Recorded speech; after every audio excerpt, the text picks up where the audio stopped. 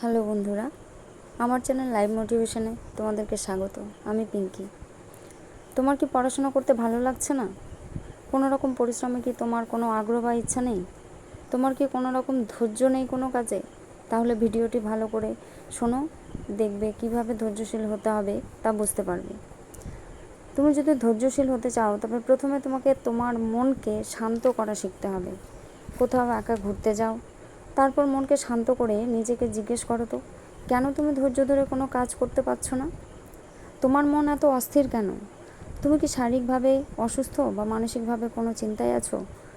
যদি উত্তর না হয় তবে বলবো, জীবনে অধৈর্য হলে সমস্ত কিছু অধরা হয়ে যায়।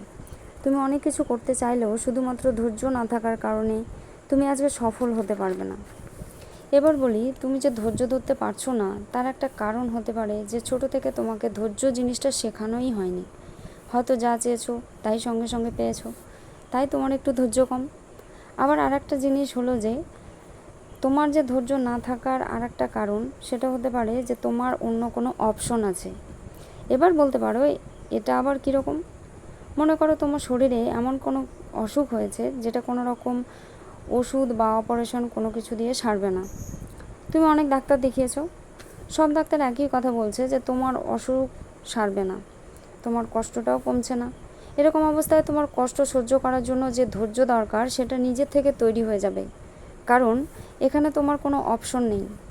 তোমাকে শারীরিক যন্ত্রণা সহ্য করতেই হবে। কিন্তু তুমি মনে করো একটা ডাক্তারের কাছে দেখিয়ে যদি তোমার ভালো না হয় এবং অন্য কোনো ডাক্তার যদি বলে এই অসুখ ভালো হয়ে যাবে, তখন তুমি নিজেই আর ধৈর্য ধরে শারীরিক কষ্টটা সহ্য করতে পারবে না। এখানে যেহেতু তোমার জন্য অন্য ডাক্তারকে দেখালে ভালো হওয়ার একটা অপশন পেলে, তাই তোমার ধৈর্য কমে গেল। কিন্তু যদি সব ডাক্তার একই কথা বলতো, অর্থাৎ অপশন না থাকতো, তবে কিন্তু তুমি ঠিক ধৈর্য ধরে থাকতে। মনে করো তোমার পড়াশোনা করার ধৈর্য নেই, কিন্তু তুমি যদি একবার তোমার মাথায় ঢুকিয়ে নাও যে আমার পড়াশোনা না করলেও হবে, আমার বাবার তো জমি আছে, ব্যবসা আছে, দোকান আছে ইত্যাদি, তাহলে দেখবে তোমার পড়াশোনার প্রতি যে ধৈর্য সেটা কমে যাবে। কিন্তু তুমি যদি ভালোভাবে বুঝতে পারো যে পড়াশোনা করে আমাকে একটা ভালো চাকরি পেতেই হবে, কারণ আমার বাবার তো আর জমি, ব্যবসা, দোকান নেই, তাহলে তোমার অপশন না থাকার জন্য তুমি ভবিষ্যতের কথা চিন্তা করে ধৈর্য নিয়ে পড়াশোনা করবে। ধৈর্য কিভাবে আসবে তুমি নিজেও বুঝতে পারবে না।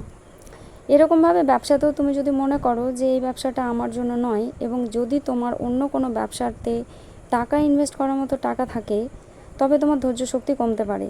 কিন্তু তুমি যদি ভাবো যে এই ব্যবসাটি আমাকে যে করেই হোক এগিয়ে নিয়ে যেতে হবে, কারণ আমার কাছে আর অপশন নেই, আমাকে আর কেউ ব্যবসার জন্য টাকা দেবে না, তাহলে তুমি দেখবে তোমার ধৈর্য শক্তি বেড়ে গেছে। তুমি ধৈর্য সহকারে সেই ব্যবসাটাকে ধীরে ধীরে সামনের দিকে এগিয়ে নিয়ে যাবে। তাহলে বন্ধুরা, বুঝতেই পারছো ধৈর্য নির্ভর করে কিছুটা অপশনের উপর।